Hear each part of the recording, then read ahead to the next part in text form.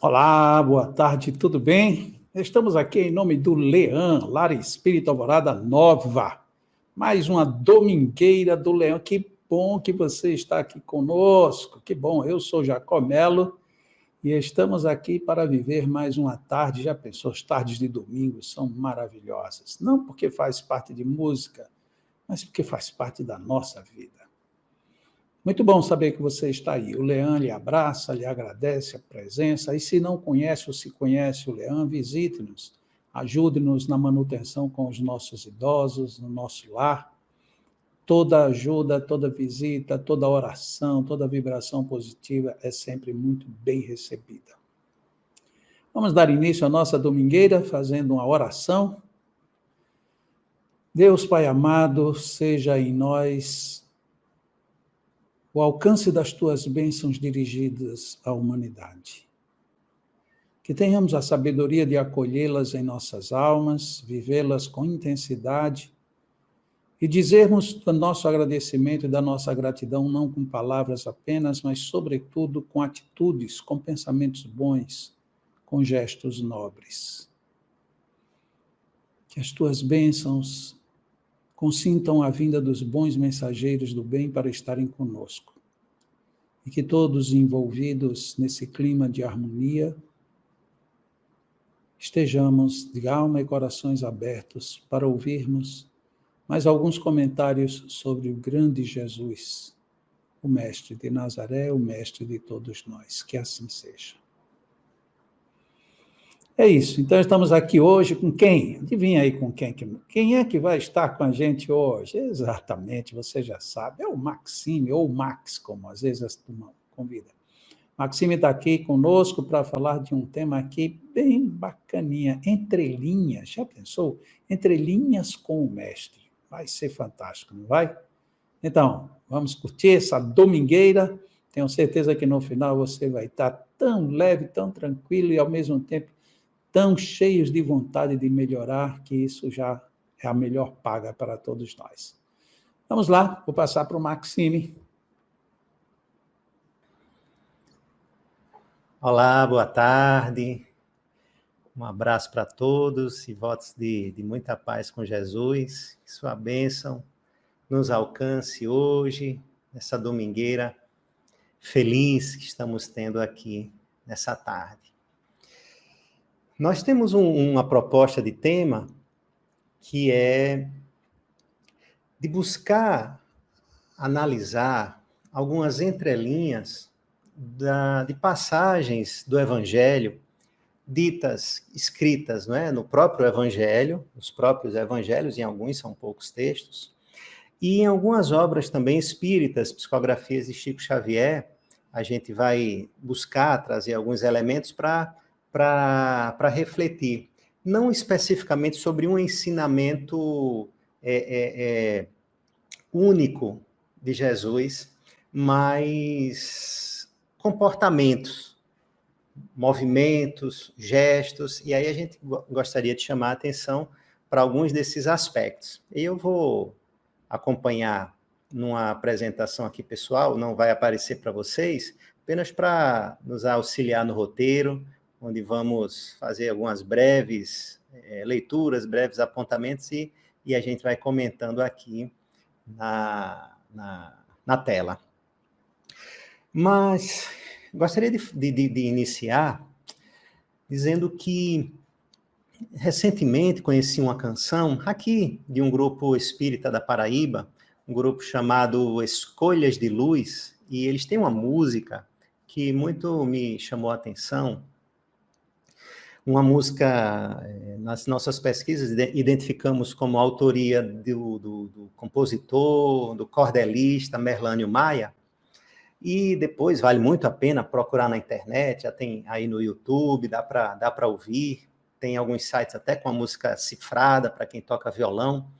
É uma música com uma melodia muito significativa, muito bonita, muito bem cantada, com os acordes, embora simples, com alguns instrumentos de cordas ao fundo, que deixa bastante... nos emociona bastante quando a gente escuta. E a música, eu não vou cantar, chama Saudades de Jesus. E a letra diz assim: foi em Cafarnaum que o vi ensinar, ouvi a sua voz, senti o seu olhar. E o amor desceu à terra, e a luz que ele encerra jamais vai se apagar. Os tristes, mutilados, foram por ele amados, e era amor demais. E tudo era tão lindo que ver Jesus sorrindo já era a própria paz. Cantou tanta esperança, e um reino de bonança nos sermões entoou. Depois venceu a morte, voltou mais belo e forte, e jamais nos deixou. E na segunda parte ele faz a seguinte fala na letra, não é? Hoje em Cafarnaum não o vejo ensinar, não ouço sua voz, não sinto o seu olhar. Mas seu amor tão grande pelo mundo se expande e ao mundo ensina a amar. Ah, saudade, saudade que me invade e ao Cristo me conduz. Ah, saudade incontida daquele que é a vida, saudades de Jesus. Então, essa é a música, espero que depois vocês procurem para ouvir. É uma música, como eu disse, que tem nos tocado bastante as fibras íntimas do coração. É claro que a melodia, é claro que a voz, o arranjo, embora aparentemente simples, mas a letra dessa música nos despertou nos despertou alguns pensamentos, algumas reflexões, que é de onde surgiu a ideia da gente trazer esse tema para compartilhar com vocês esse assunto. A gente intitulou essa palestra, essa conversa nossa, de Nas Entrelinhas com o Mestre. Mas a verdade é que a gente vai buscar, não é nas entrelinhas do que foi dito, mas o que a gente vai tentar buscar é as entrelinhas do que não foi dito, ou talvez aquilo que foi expresso e que muitas vezes é difícil de ser escrito, é difícil de ser registrado. E talvez, por termos aí uma escrita do Evangelho de quase 2000 anos, então um outro tipo de linguagem a gente não conhece, ou pelo menos não identifica nessa atual existência a própria língua que foi escrita, então a gente não tem como ter a certeza de como é que eles falavam, de como é que eles escreviam, para saber se o modo que foi escrito representava exatamente o modo como foi vivido ou como foi expressado na época. O que a gente sabe é dos relatos que os evangelistas fizeram.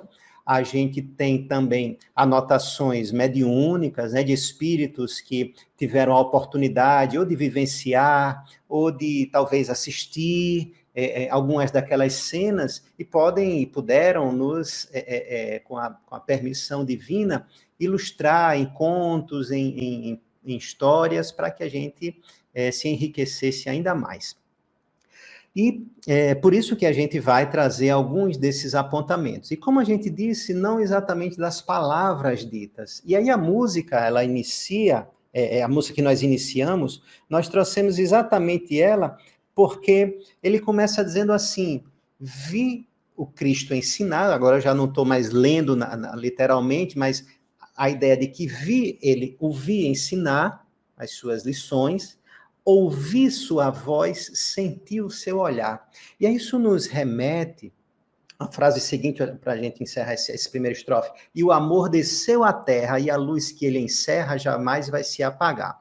É curioso porque, embora tenha falado de que Jesus veio ensinar, da voz que Jesus usou para falar, mas parece que aquilo que fica mais expresso na passagem de Jesus entre nós não é exatamente o que ele disse, e talvez não é exatamente o que ele fez. E aí eu estou usando aqui as nossas palavras, o nosso modo atual de buscar enxergar o Evangelho, mas não exatamente as palavras, não exatamente as ações, mas, sobretudo, o modo como as palavras eram expressas, o modo como elas eram direcionadas e a forma como Cristo se expressava. Então, por isso a gente intitulou Nas Entrelinhas com o Mestre, mas vocês podem depois escolher o título que acharem mais adequado. Então, a estrofe seguinte diz assim: os tristes mutilados foram por ele amados, e era amor demais, e tudo era tão lindo que ver Jesus sorrindo já era a própria paz. Então a música não faz menção sobre qualquer lição de Jesus expressada pelas palavras. O que nos remete a uma ideia muito curiosa do São Francisco de Assis, não é? Aquela ideia de que ele ensinava aos seus discípulos, os seus seguidores, de que fossem divulgar, disseminar, pregar o evangelho, mas se necessário, expressassem-se verbalmente, falassem, comentassem sobre a mensagem do Cristo. Então, veja, o Evangelho, na nossa visão sobre essa reflexão, ele é muito intenso e ele resiste até hoje, não apenas pelo que foi dito, não apenas pelo que foi feito, não apenas pelos milagres, talvez não apenas pela ressurreição, mas pelo impacto que a presença do Cristo deixa nas pessoas ao sentirem a sua passagem. E é isso que a gente vai buscar chamar a atenção em algumas passagens, algumas poucas dentro do próprio Evangelho, porque, como disse, é possível que esses registros eles não tenham sido naturalmente feitos, ou talvez a gente não conseguiu extrair da linguagem original ou da experiência original que eles tiveram, ou que tentaram transcrever para nós, a gente não conseguiu ainda traduzir toda essa essência de atos, da vivência do Cristo nos atos que ele realizava, nas palavras. Então, a gente vai dar algumas dicas aqui, alguns pontos, porque isso, ultimamente, tem nos chamado muita atenção. Mas vamos lá. Vamos começar aqui. Mencionamos a música, lembra aí, Saudades de Jesus, depois vamos procurar. Tá bom? Olha só que curioso. No caso da mulher adúltera, aquele caso bem popular, bem conhecido, até para quem não é cristão já usou certamente a expressão, aquele que não tem pecado, atire a primeira pedra. Não sei se os irmãos já pararam para observar que nessa passagem, por exemplo, Jesus ele está sentado, está em algum local com os discípulos e chegam algumas pessoas, provavelmente pessoas ali da lei, ditas da lei, né, de Moisés, querendo apedrejar uma senhora que foi pega em adultério. E naquele momento, eles provocam o mestre, dizendo que aquela mulher foi pega em adultério e na lei de Moisés manda que seja apedrejada. E tu, o que dizes? É o que eles perguntam a Jesus. E nas escrituras dizem que isso diziam eles tentando-o para que tivessem do que acusar. Porque se Jesus dissesse apedreja, ele ia ser a favor da pena de morte. E se ele dissesse libera a mulher, ele está sendo contrário à lei mosaica. Então também seria um crime aos olhos da lei. E aí dizem, o que é que dizes? Perguntam a Jesus. E olha o que está escrito no Evangelho. Mas Jesus, inclinando-se, escrevia com o dedo na terra. E aí eu fico imaginando aquela turba, alvoroçada, trazendo uma pessoa de forma agressiva, talvez pelos cabelos, talvez todo mundo já com a pedra, e querendo ver, como muitas vezes a gente ainda observa hoje, muitas pessoas talvez preocupadas em ver o fenômeno, em ver o fato, talvez até mesmo em apedrejar, ou ver aquele circo pegar fogo, e Jesus escrevendo na terra, né? E aí dá para imaginar, ou talvez não dá para imaginar uma cena dessa, aquela turba e Jesus ali imperturbável. Não está escrito, né? Não está escrito isso, mas é possível que talvez a gente pode até deduzir por toda a sua história e por toda a sua vida, que ele estava imperturbável. não é? E aí as escrituras dizem assim, o evangelista narra dizendo que, e como insistissem, talvez esperaram um momento, Jesus não deu resposta, e como insistissem, perguntando-lhe, endireitou-se e disse-lhes. Então, depois de uma insistência, Jesus endireitou-se, se compôs, talvez olhou para cima, e aí diz a famosa frase, aquele que dentre vós está sem pecado, que seja o primeiro que atire a pedra contra a mulher. E tornando-se a inclinar, escrevia na terra. É uma cena muito curiosa essa, porque nós podemos imaginar aquele turbilhão, hoje em dia, né, um acidente de carro, uma briga, alguma coisa, já junto à multidão, e aquilo é difícil até conseguir manter o pulsar do coração no mesmo compasso, porque a gente já começa a desequilibrar naquele momento. Jesus, provavelmente, aí a gente só pode colocar nossas reflexões, não dá para a gente dizer que era ou que não era, o que se passava dentro do coração do mestre, ou mesmo dos seus pensamentos, mas dá para a gente pensar que ele estava muito tranquilo, muito calmo, e talvez querendo nos ensinar a respirar, talvez como a querer nos ensinar a refletir um pouco antes de tomar decisões apressadas, ele desestabiliza a multidão. Veja, e eles chegam esperando algo do mestre, o mestre não levanta, o mestre não responde, o mestre fica na dele, em silêncio. E olha só, ainda fico pensando, a mulher foi jogada aos pés do Cristo, ali por perto. Imagina, o que é que pode acontecer com a pedra que venha na direção dela? Eu estou aqui do lado. Eu, Jesus, estou aqui do lado da mulher, a pedra pode me atingir, talvez muitos de nós, a primeira coisa era levantar e sair correndo, não é? Jesus ali, de cabeça baixa, e aí talvez aquela turba ficou meio desconcertada, porque talvez a ideia fosse essa, desconcertar. E, na verdade, é isso que o Evangelho, muitas vezes, deveria provocar em nós, esse desconcerto interior, porque a gente está caminhando numa direção que muitas vezes está na contramão dos exemplos do Mestre.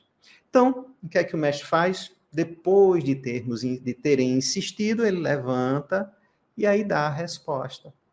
E depois da resposta, abaixa a cabeça, sem a certeza de que nenhuma pedra seria lançada. Ele continua lá, imperturbável. Então, queria chamar a atenção para esse primeiro detalhe de um momento que a gente passa, né, olha muito para o que foi dito pelo Cristo, mas a gente não observa o que não foi dito, as suas ações.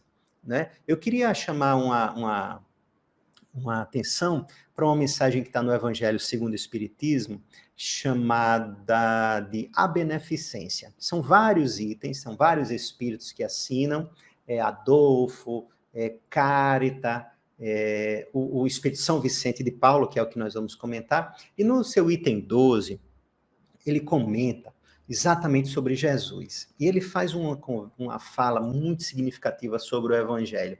Olha só o que ele diz assim: por que se deixa de lado os divinos ensinamentos do Mestre? Por que fechar os ouvidos? Obrigado. Por que fechar os ouvidos às suas palavras divinas? Por que fechar o coração às suas doces máximas? E olha só o que São Vicente diz. Eu desejaria que se desse mais importância, mais fé às leituras evangélicas. Mas abandona-se esse livro como uma palavra vazia, uma mensagem cifrada, deixa-se esse código admirável no esquecimento. Vossos males, isso chama muita atenção, vossos males provêm simplesmente do abandono voluntário desse resumo das leis divinas. Lê depois essas páginas ardentes sobre a abnegação de Jesus e meditai-as. Então, São Vicente chama a atenção para a gente, que a gente precisa ler e meditar as palavras, a mensagem que está expressa no Evangelho, contando a história do Mestre Jesus. E nós, como espíritas, como falamos, temos acesso a outras leituras ainda que dão um acréscimo, né? A gente consegue até acessar alguns conteúdos que não foram registrados ali pelos evangelistas. Mas mencionamos a mulher adúltera, mencionamos, por exemplo, vamos mencionar aqui um outro caso, o caso de Judas, por exemplo.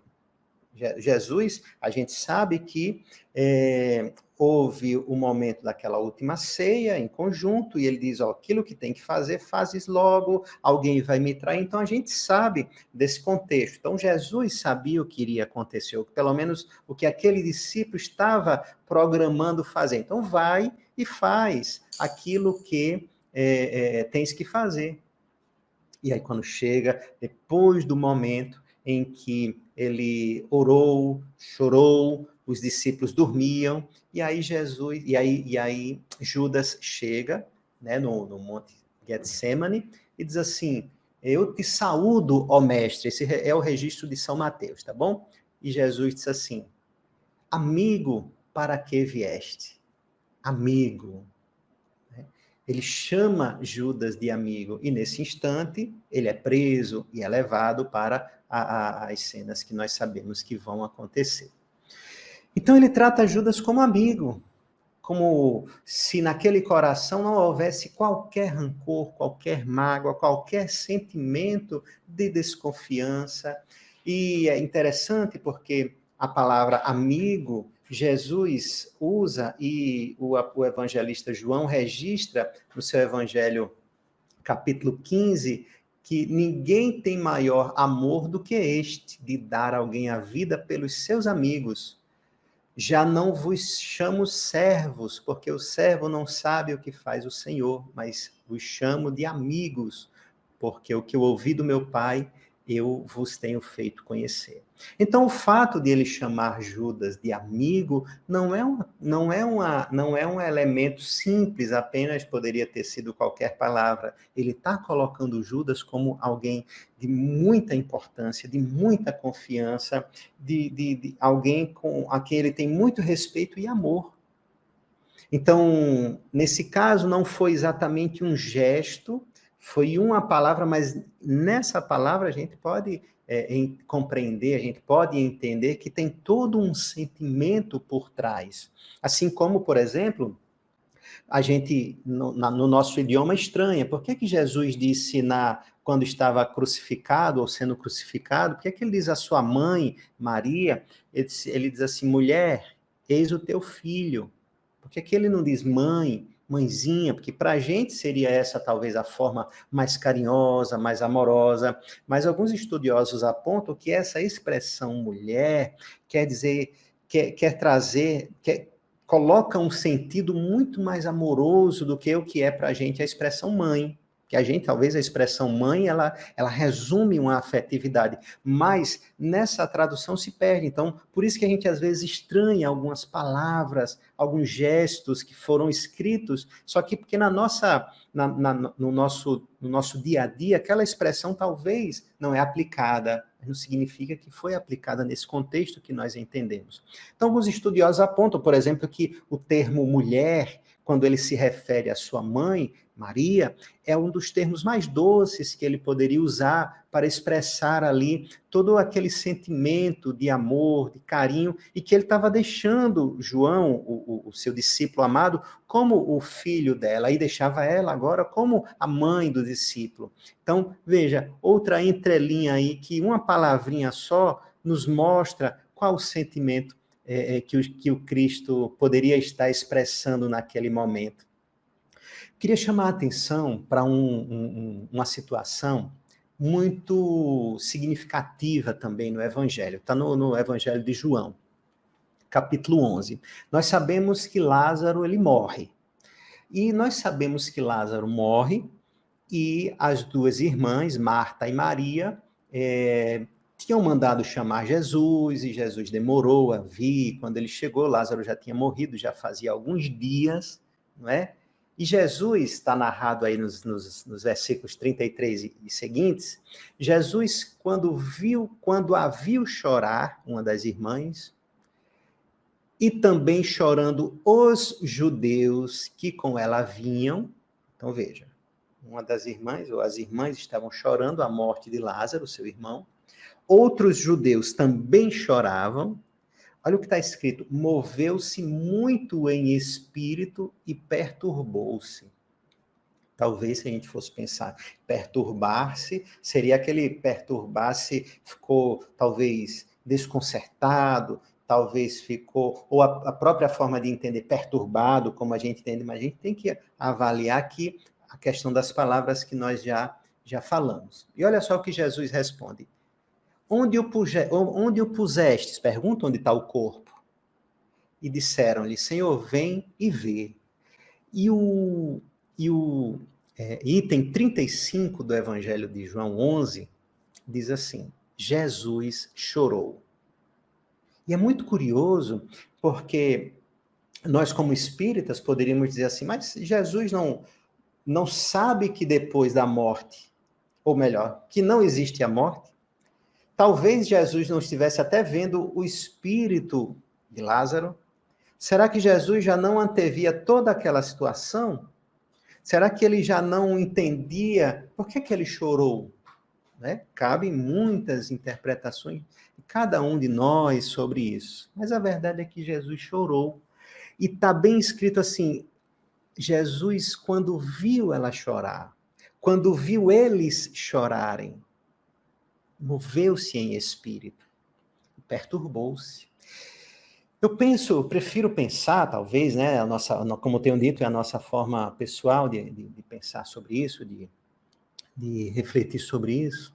Eu gosto de pensar como no mesmo capítulo do Evangelho que mencionamos o item 12, agora o item 17, com o título chamado A Piedade, o Espírito Miguel, ele diz assim, deixai vosso coração se enternecer diante das misérias e dos sofrimentos dos vossos semelhantes. Vossas lágrimas são bálsamo que colocais sobre as feridas. E aí eu penso que assim, o sentimento do Cristo não foi exatamente, embora esteja escrito no item seguinte, os judeus até disseram, vede como o amava. Talvez ele chorou, talvez tenha chorado pela morte de Lázaro, mas nós também somos levados a pensar que ele viu o sofrimento dos familiares, dos amigos, e chorou também pelos amigos, por ver os amigos sofrendo. E aí a gente muitas vezes pode pensar, não, mas o Cristo, ele era imperturbável, no sentido, talvez, que a gente apresentou da mulher adúltera, sim, mas quando se trata de sofrimento, talvez não. Porque numa das nossas percepções, a gente acredita que essa seja uma das grandes marcas que o Cristo deixa na Terra, a de sentir as dores que nós sentimos. Não exatamente, eu preciso dizer, literal, não posso nem entrar nesse campo, mas por ver o nosso sofrimento, saber como aquilo maltrata, machuca, dói, ele sente também no seu coração e por isso ele age com amor, com brandura. E por isso ele chora, inclusive, nas lágrimas, as lágrimas que os seus irmãos também choram. Então, nesse momento, quando diz assim que Jesus chorou, a gente pode pensar que ele estava chorando de saudade de Lázaro. Era um amigo, era uma pessoa muito próxima. Mas ele também poderia estar chorando pela dor daquela família que acabou de se despedir do ente querido. E aí, é uma das possibilidades que eu gosto de refletir com o que o Espírito Miguel mencionou, e nós lemos agora. Deixai se enternecer diante das dores, das misérias, dos sofrimentos do outro, porque essas lágrimas, elas são bálsamos que são derramadas nas feridas.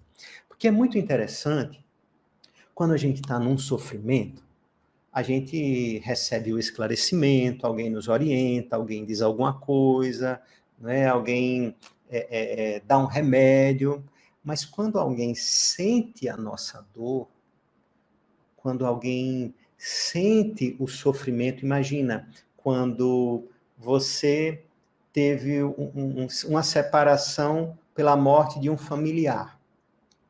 E aí, só que você não é a única familiar, então você sofre por aquela pessoa que partiu.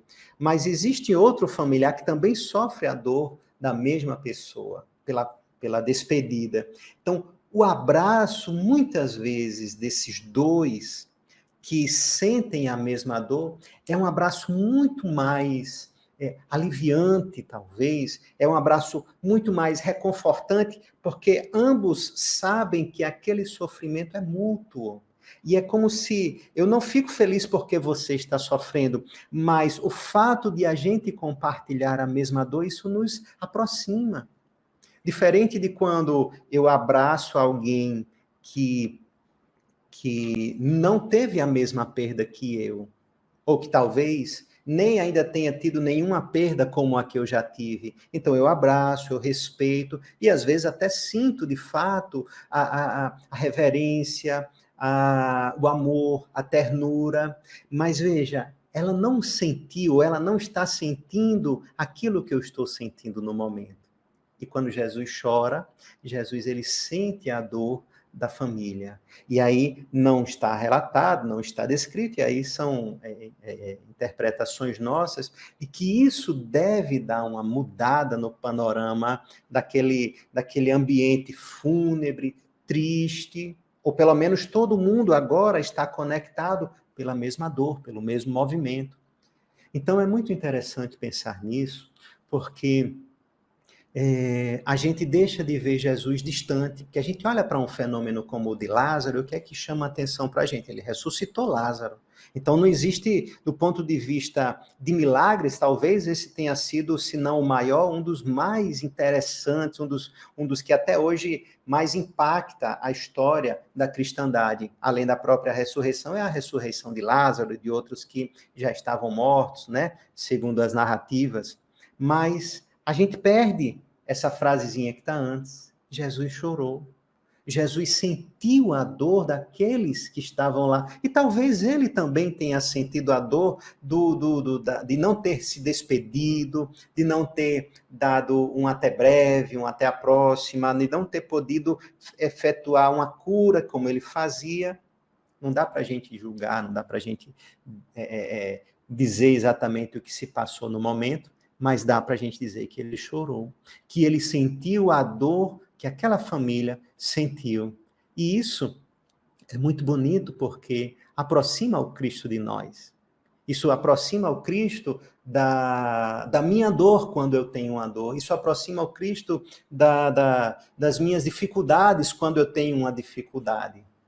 E ele diz, tem de bom ânimo, eu venci o mundo, ele padeceu, ele sofreu, mas ele venceu o mundo. Então, vamos lá, vocês também vão vencer. Mas, seguindo, são várias passagens, vamos ver se vai dar tempo, porque a gente buscou anotações aqui, olha só, dos livros, para a gente ter uma ideia. Jesus no Lar é rico de detalhes desses que a gente gostaria de trazer para vocês hoje. O livro Há 2000 Anos também, o livro Jesus no Lar, todos esses são de Chico Xavier. O Jesus no Lar é escrito pelo espírito Neio Lúcio, o livro Há 2000 Anos é escrito pelo espírito Emmanuel, o livro Boa Nova é escrito, quando eu digo escrito, claro, é o espírito, né? Ditou, escreveu, e, na verdade, as mãos de Chico Xavier, quem fez a redação, redigiu, né? Pela psicografia. Boa Nova pelo espírito Humberto de Campos e Paulo Estevão pelo espírito Emmanuel. Mas antes de mencionar alguns trechos dessas obras, que são todas, eu recomendo todas, assim, como muito iluminadas para o nosso crescimento e aprendizado, mas tem uma cena no filme, se a gente tiver como fazer, depois nós colocamos aqui um link, mas vale a pena você procurar, você bota assim, filme Ben-Hur de 1959, cena de Jesus com Ben-Hur. O filme é sobre uma história de um homem chamado Ben-Hur. E num determinado momento, em 2 momentos do filme, aparece Jesus. No final e nesse início ainda do filme, talvez primeiros 30 minutos ou 1 hora, o filme tem mais de 3 horas. Então, existe uma cena, esse personagem chamado Ben-Hur, ele se tornou escravo. E ele está sendo arrastado por correntes, por um deserto durante muito tempo, e em determinado instante eles param para beber água, mas só quem bebe água são os romanos, né, os que estão conduzindo os escravos, provavelmente judeus, e não sobra água para muitos deles, inclusive para esse Ben-Hur. E ele praticamente ali já caído naquele ambiente árido, seco, cansado, já sangrando, sofrido. E aí aquela caravana de escravos passa do lado de uma casa. E fica a sugestão muito interessante, porque aparece uma carpintaria, e aquele homem que está na carpintaria levanta e vai ver o que está acontecendo, e ele leva um jarro de água, uma cabaça com água.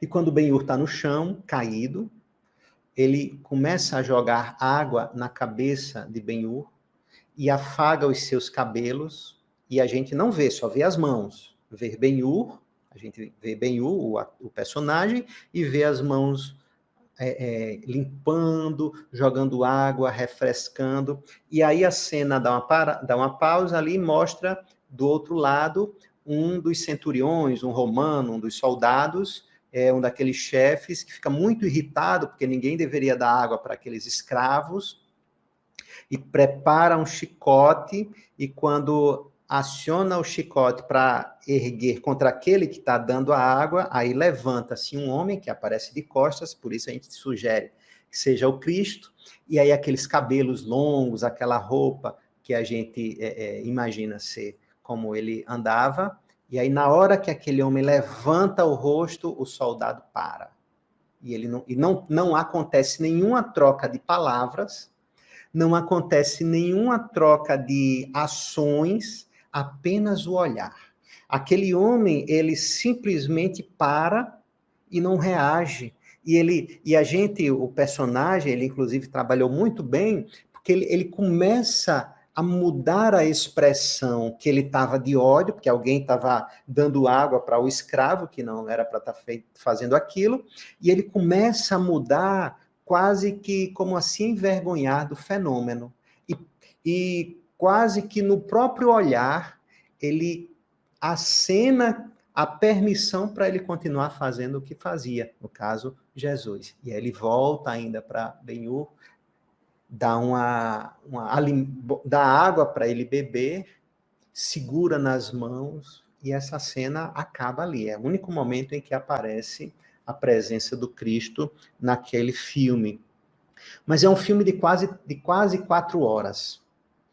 Eu não me lembro da primeira vez que assisti esse filme, ter guardado qualquer outra cena mais do que essa. Uma cena em que o personagem está de costa, uma cena em que de um filme de quase 4 horas, dura o quê? Menos de 4 minutos.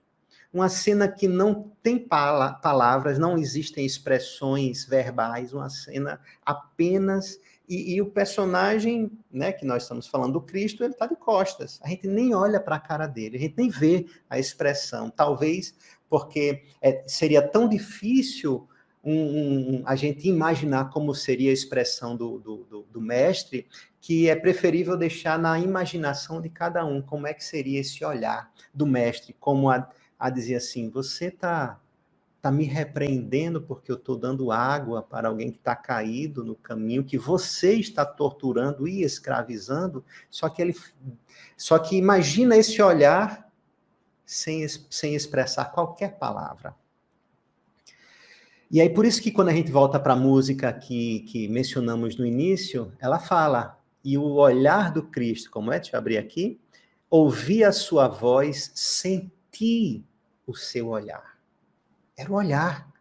Era uma expressão que a gente pode pensar, mas são 2 olhos. Mas o curioso é o que a gente vai destacar agora, os pontos que nós vamos compartilhar. Vamos lá. Vamos dar uma pausa aí no filme Ben-Hur, nos textos do Evangelho. Agora vamos para os livros que a gente comentou que a gente iria fazer algumas falas. Por exemplo, no livro Boa Nova, de Humberto de Campos, são só histórias sobre Jesus. É o encontro dele com os discípulos, é a vida de Maria, de Madalena, histórias com Simão Pedro, com Bartolomeu, com Levi, enfim, com Tadeu, com Judas. Então, é um livro riquíssimo, né? De detalhes, de diálogos. Mas a gente não vai trazer aqui os diálogos, os detalhes dos diálogos, as reflexões que que falou ou que estão lá escritas. Olha só, na mensagem número 3, primeiras pregações, Jesus, o autor Humberto de Campos diz assim, como se procurasse com viva atenção, eu sublinhei isso aqui, viva atenção. O que é que nos chama a atenção? Jesus estava procurando, nas cercanias de Cafarnaum, com viva atenção, algum amigo, como se estivesse esperando por ele. E em breves instantes, ganhou as margens do rio Tiberíades e se dirigiu, outra que eu sublinho, resolutamente, a um grupo de alegres pescadores, como se conhecesse a todos. E o que é que ele vai dizer aos pescadores? Venho da parte de Deus e vos convido a trabalhar pela instituição do seu reino na terra. E eu fiquei meditando muito sobre isso. Porque Jesus não está chamando qualquer um para fazer qualquer coisa. Jesus está chamando da parte de Deus. Ele está vindo dar um recado da parte de Deus. E eu aponto para cima, nem sei porquê, porque Deus é só um modo, desculpem, né? Deus não está no alto, Deus está em toda parte. Mas venho da parte de Deus e vos convido a trabalhar na instituição que será o seu reino na terra. Como é que ele fez isso? Ele procurou com viva atenção, cuidadosamente, como um garimpeiro quando vai procurar o ouro. Estava procurando aqueles a quem ele iria chamar. E como ele fez isso? Resolutamente, decididamente, não timidamente, não... Vamos ver se vai dar certo, vamos ver se isso aqui vai encaixar. Não, resolutamente, decididamente. Porque a gente às vezes pensa que brandura, ternura, compaixão, não tem a ver com decisão, com assertividade, mas o Cristo, na hora de procurar e de convidar, ele vai de forma resoluta. E aí lá na frente, nesse mesmo texto, ele, quando começa a conversar com os discípulos, os primeiros discípulos, Simão, André, o que é que tem escrito? Lhes falou docemente do Evangelho. O que eu acho bonito nesses textos é que os escritores, eles tentam expressar não só o que foi dito, não só o que aconteceu, mas tenta colocar um pouco de como seria a expressividade, esse sentimento, essas entrelinhas com o mestre com que a gente está tentando trazer. E falou-lhes docemente do Evangelho. Então isso mostra uma coisa interessante. Olha só, Jesus está falando do Evangelho para os discípulos. Como é que ele fala sobre o Evangelho? Docemente. Porque o Evangelho a gente tem que falar com doçura. Se a gente vai falar de evangelho com arrogância, com gritos, com aspereza, não é o evangelho. Pode até ser os escritos, as palavras que Jesus disse, mas a gente não vai estar falando sobre o evangelho, do evangelho. Porque para falar do evangelho, Cristo falava docemente. E quando ele conversa com Levi, lá na frente, Jesus diz assim, queres vir comigo? Que Levi, Mateus, o evangelista, né, que escreveu, inclusive, o primeiro evangelho, o Mateus, seu nome era Levi, e ele era coletor de impostos, inclusive muito discriminado, né, pelos outros seguidores do Cristo, porque os cobradores de impostos não eram pessoas benquistas, né, as pessoas não queriam muito bem a elas. E Jesus, talvez uma entrelinha seja essa, escolher Levi. Por que escolher Levi? Por que escolher um cobrador de impostos? Ele não fala especificamente no momento. Depois tem algumas parábolas, tem algumas histórias, ele até dá ênfase sobre isso. Mas ele escolhe, sem muita perturbação. Queres vir recolher os bens do céu comigo? Perguntou Jesus. E olha só, duas palavras curiosas juntas, que a gente pode achar que não combinam. Perguntou Jesus com firmeza e doçura. Fica até, às vezes, difícil da gente tentar. Eu fico pensando, se eu for um ator e tiver que expressar essas duas características, essas duas qualidades numa mesma sentença, eu não sei. Mas Jesus, ele era firme e doce ao mesmo tempo. Mateus, Levi, quer vir comigo recolher os bens dos céus? Olha só, que convite com essa doçura. Mas No Evangelho, perdão, no livro Jesus no Lar, se vocês abrirem a Boa Nova de Humberto de Campos, vão ver, são dezenas de histórias. Todas vão estar cheias desses elementos que se a gente for buscar o modo como Jesus fala, o modo como Jesus olha, a gente vai tentar trazer outros aqui do livro Jesus no Lar. No primeiro capítulo do livro Jesus no Lar, o culto cristão no lar. O espírito Nail Lúcio até disse que esse foi o primeiro culto do lar no mundo. Foi instituído por Jesus na casa de Simão. E ele diz assim, Jesus tomou os sagrados escritos, pegou as escrituras sagradas, e como se quisesse imprimir novo rumo à conversação que estava improdutiva e pouco edificante, ou menos edificante, olha só. Jesus percebeu que a conversa não estava produzindo frutos. Estava, inclusive, pouco edificante, estava bem menos edificante. Mas olha como é que ele diz, ei, pessoal, vamos mudar aqui o assunto, que a gente está muito... a gente está baixando o nível que a gente normalmente faria. Vamos aqui todo mundo reunir, fazer uma prece, vamos buscar, não é? Jesus, o que é que o autor diz aqui na mensagem? Diz que Jesus falou com bondade.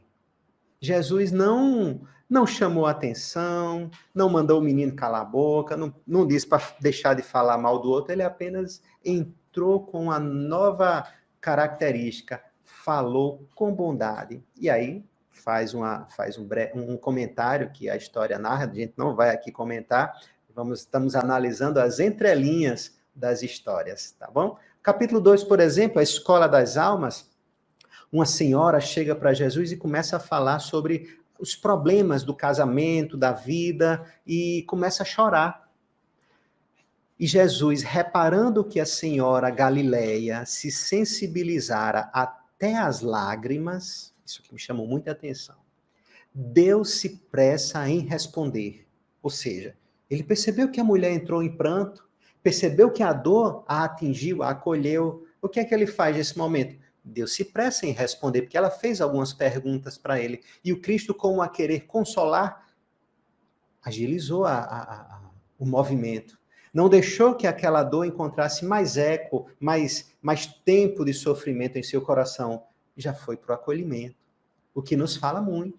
Às vezes a gente vê, percebe o sofrimento, a tristeza, a dor do outro. Não, hoje não, vamos deixar ela amadurecer nesse sofrimento, vamos deixar... E aí a gente não observa que Jesus, o que é que ele fez? Dá-se pressa em responder, porque naquela resposta que ele vai apresentar a essa senhora, vai ser derramado um bálsamo de conforto espiritual naquela senhora.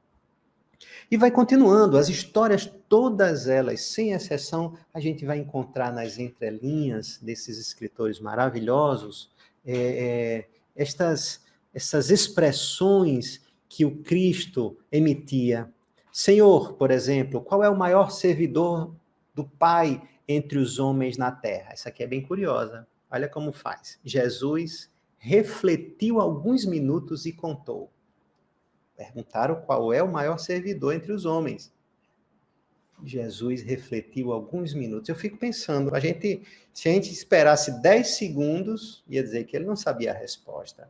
Se a gente esperasse 1 minuto, ia dizer, Senhor, qual é o servidor? A gente já ia novamente. Pois Jesus refletiu alguns minutos. Eu não sei se os irmãos lembram quando Jesus ainda jovem, 12 anos, e os pais perdem Jesus, né? Eles estão voltando de Jerusalém, que era a tradição, e algumas vezes lá por ano, perderam Jesus, voltaram. Quando chegam, Jesus está no templo. E uma coisa que o evangelista deixa bem claro é que Jesus perguntava e escutava. Ele não só falava, ele perguntava e escutava. E o curioso é porque a gente no mundo acha que tem que falar muito.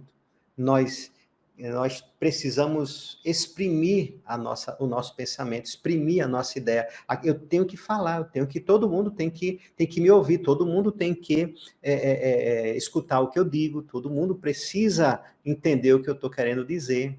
Quando Jesus ele reflete alguns minutos, e quando, na verdade, muito do que quer dizer, é irrefletido, é sem reflexão. Então eu fico pensando, se o mestre precisa de alguns minutos para dar uma resposta sobre qual o maior servidor do Pai, por que nós precisamos ter a resposta imediata para tudo? E no final dessa história, Jesus se cala, depois ele conta uma história, obviamente. Jesus refletiu alguns minutos e contou uma história. Eu não vou contar aqui qual é a história, você procura lá, capítulo 7 do livro Jesus no Lar. E no final diz assim, calou-se o Cristo, mas a assistência, ou seja, as pessoas que estavam ali, não ousaram qualquer indagação. E após contemplar o horizonte longínquo, em longos instantes de pensamento mudo, olha só, Jesus terminou a história e ficou calado, olhando o horizonte com o pensamento mudo, em silêncio. E aí o mestre termina. Dá para imaginar essas cenas, como elas são talvez atípicas para a gente hoje? Onde a gente precisa de muita verbalização, de muita sonoridade, de muita expressividade. Aqui a gente agora está falando de Jesus em silêncio, pensando antes de falar. Continuando, vamos para outro. O Príncipe Sensato, capítulo 8. Se a gente fosse pegar todas as histórias, eram muitas histórias. Capítulo 8, o Príncipe Sensato, os apóstolos comentavam sobre qual é a conduta mais aconselhável diante do Todo-Poderoso, quando o mestre narrou com brandura. Olha só, brandura. E a gente vai ver em todos os textos coisas como assim, Jesus contou bem-humorado. Pois bem, falava-se sobre fidelidade da alma, e Jesus conta uma história bem-humorada, estampando no rosto um sorriso sereno. Jesus calou-se e sorriu compassivamente. O Senhor comentou muito calmo. Agora eu estou lendo várias frasezinhas ao longo que a gente vai ver nas histórias contadas sobre Jesus. E comentou muito calmo, contou despretensiosamente, narrou sorridente. E Jesus respondendo-lhe a atenção com um luminoso sorriso. Mas o mestre fixou os olhos muito límpidos no discípulo e falou com franqueza e doçura. Olha só. Falou com franqueza, talvez aquela verdade que machuca, ou que machucaria, talvez seria isso, mas ele fala também com doçura. Outra, o mestre interferiu opinando, dando uma opinião bondoso. Isso nos faz pensar em como tem sido a nossa forma de expressar com as pessoas. Como é que tem sido o nosso bom dia? Porque a gente diz assim, ó, o bom dia é também um ato de amor. Dar um bom dia é um ato de amor. Agora, como é que você dá o seu bom dia? Como é que você expressa o seu bom dia? Ou como é que você expressa um Deus te abençoe? Ou como é que você expressa um vá com Deus? Como é que você expressa um muito obrigado? E agora eu fico a pensar, depois dessas leituras, e a gente teria outras, nosso tempo, de fato, está se esgotando, mas eu fico pensando que talvez, quando a gente aprende com o Livro dos Espíritos, com Allan Kardec, e os bons e os mestres espirituais, falando sobre oração, por exemplo, que não é a forma nada vale. Mas a intenção com que as coisas são ditas, a intenção com que os gestos são praticados. Lembra da carta de Paulo aos Coríntios, quando ele diz que se desse tudo o que tinha aos pobres, até o corpo para ser queimado, se tivesse a fé de transportar montanhas, se falasse o idioma de tudo o que existe no mundo e nos céus, de todos os anjos, mas se não tiver caridade, tudo aquilo teria sido em vão, porque eu penso que a ideia principal não é o ato em si, não é aquilo que foi dito, não é a ação que foi realizada. Tudo isso é importante. E as boas regras de conduta, sim. Mas o que está por trás de tudo isso, essas entrelinhas das nossas ações, é o que penso serem as coisas que mais marcam as nossas vidas. É a forma que você olhou para o outro antes de dizer, antes de repreender, antes de dizer qualquer coisa, que o outro percebeu no seu olhar a maldade, a ignorância, a raiva, e mesmo que depois você se tenha recomposto, não posso agir assim, mas aquele olhar ficou. Do mesmo jeito, o contrário. O olhar que o Cristo olhou, por exemplo, para o soldado. Há alguns meses, a gente teve a alegria de um amigo nosso de outra casa espírita disse que numa das reuniões mediúnicas dele, o espírito havia comunicado que teve uma experiência com Jesus na época em que Jesus esteve na Terra. Ele disse que ele narrou apenas o seguinte, que havia sido um doente de hanseníase, um leproso naquela época, e uma certa tarde um homem chegou e começou a limpar as suas feridas. E aquilo foi o suficiente. Veja, limpar as feridas, será que essa é a ação que transforma a vida de alguém? Talvez naquela época todo mundo queria se afastar, mas hoje, se você vai a um hospital, alguém também que foi treinado, que recebe, que é pago para isso, vai também trocar um curativo, vai limpar uma ferida. Então, será que é o ato em si de limpar a ferida? Ou talvez o gesto, o amor colocado naquele ato em que ele limpou a ferida daquele doente, que o transformou por toda a vida. E hoje o faz um grande trabalhador no plano espiritual. Então fica para a gente essa proposta de refletirmos não só sobre os atos, não só sobre as palavras, sobre o texto, tudo isso fundamental, não estou desprezando nada disso, mas o que hoje queremos chamar a atenção são para os sentimentos que estão revestidas as nossas ações e a expressividade desse sentimento.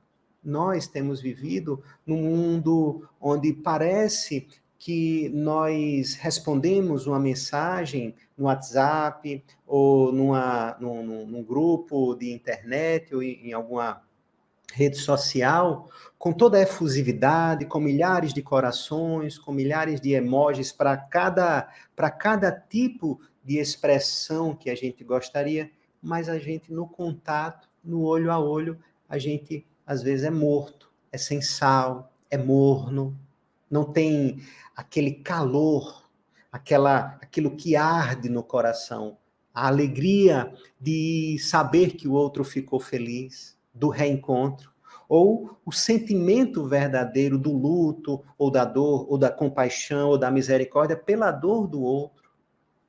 Talvez o mundo já estivesse caminhado passos mais adiantes do que hoje estamos, no sentido do progresso espiritual, moral do nosso mundo, se nós deixássemos mais ser invadidos pelos verdadeiros sentimentos que devem habitar nas ações, os verdadeiros sentimentos do amor do Cristo.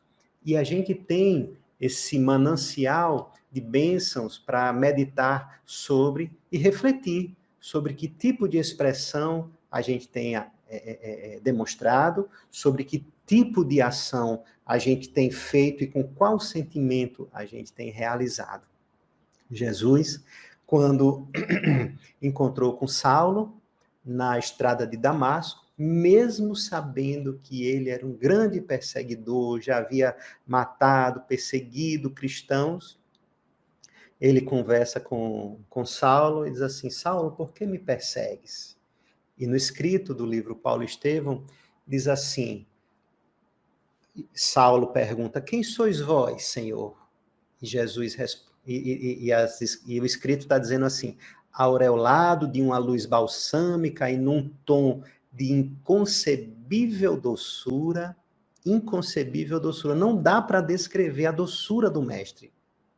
há um diálogo, e mais à frente foi quando notou que Jesus se aproximava, Saulo notou que Jesus se aproximava, e contemplando-o carinhosamente, aquele que era o seu perseguidor, o perseguido estava contemplando-o carinhosamente, e o mestre tocou-lhe os ombros com ternura e disse, e falou com grande inflexão paternal. Então, fica aqui para nós a proposta de buscar avaliar e fazermos talvez essa comparação. É difícil porque a gente comparar com Cristo não é fácil, mas pelo menos buscar e fazer como Paulo, o apóstolo, disse, vamos ser imitadores do Cristo, vamos buscar imitar ele nesses gestos, vamos buscar diminuir essa nossa secura dos corações e usar mais expressividade, e olhar com mais serenidade, e falar com mais doçura, com mais brandura, com mais assertividade quando necessário, mas sem perder a amorosidade. E claro, tudo isso sem falsidade, porque se for falso também não tem valor. Então, que as entrelinhas com o Mestre nos sejam uma forte inspiração para buscá-lo em todas as oportunidades da nossa vida, porque mostra para a gente tudo isso, que não precisa ser grande ação, não precisamos de grandes movimentos, precisamos que o sentimento e a nossa expressão de amor seja verdadeira. E aí o resto vai acontecendo com naturalidade. Nas entrelinhas com o Mestre, nosso abraço em todos.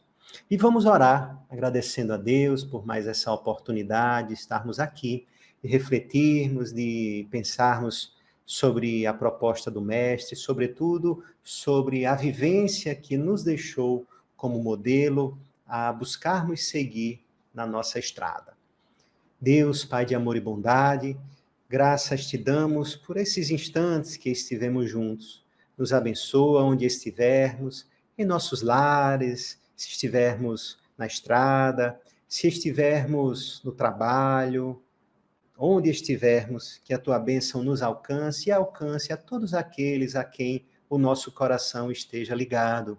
Os laços de afetividade, mas também os laços que ainda não foram tão bem construídos ou organizados em relação à afetividade. Os desafetos, aqueles a quem ainda não conseguimos efetuar o perdão verdadeiro ou que não nos conseguiram perdoar de forma sincera, que o Senhor também os abençoe e nos promova novas oportunidades de reaver esses encontros e poder ajustar e poder demonstrar o nosso afeto, o nosso amor a todos os que estiveram ou vierem a estar ao nosso lado. Que o Cristo, o Mestre Jesus, nos abençoe, nos inspire e nos guie hoje e sempre. Que assim seja. E então, foi bacana, não foi do jeito que eu disse? Muito bom. Esse menino, olha, eu vou dizer uma coisa, eu quero muito bem a este menino. Eu posso chamá-lo de menino, apesar de já ser um homem de mais de 40 anos de idade, mas eu, como genitor dele nesta encarnação, tive esta honra e alegria, então este menino nos surpreende, né? Max, muito obrigado a você que esteve conosco. Tenha um bom final de domingo, uma semana maravilhosa, e vamos sempre agradecidos a Deus, fazendo o melhor que podemos.